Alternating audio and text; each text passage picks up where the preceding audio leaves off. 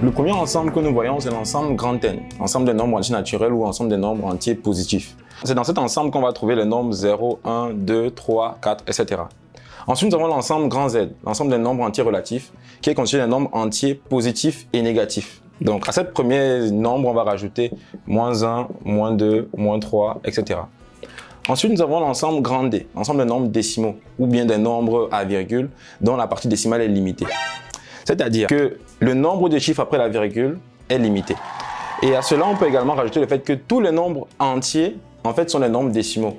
Parce que ce sont des nombres, en fait, dont la partie décimale est simplement égale à 0. 1,0, 2,0. Grand N est inclus dans Z, du coup. Lui-même est inclus dans grand D, vu que tous les nombres entiers sont des nombres décimaux.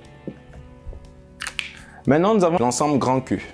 Donc, les nombres entiers relatifs, en gros, ce sont des nombres qui peuvent se mettre sous la forme d'une fraction ou d'un quotient. A sur B, où A et B sont un nombre entier relatif, et B est un nombre entier relatif non nul, donc différent de 0. Ce qui est normal, vu qu'on ne peut pas faire une division par 0. Je reprends. Tous les nombres qui peuvent se mettre sous la forme A sur B, A et B étant des entiers relatifs, et B étant non nuls, sont des nombres rationnels, donc appartenant à l'ensemble grand Q. C'est dans cet ensemble qu'on va mettre les 1/2, 2 tiers, 4 tiers et tout ce que vous voulez. Aussi, dans cet ensemble, on retrouve tous les nombres qui ont une partie décimale illimitée mais périodique. Tous ceux qui sont 0,3, 3, 3, 3, 3, etc. jusqu'à l'infini sont là-dedans. 0,237, 237, 237, 237, etc. là-dedans. Pareil pour tout ce que vous pouvez constituer comme nombre à virgule avec une partie décimale illimitée mais périodique.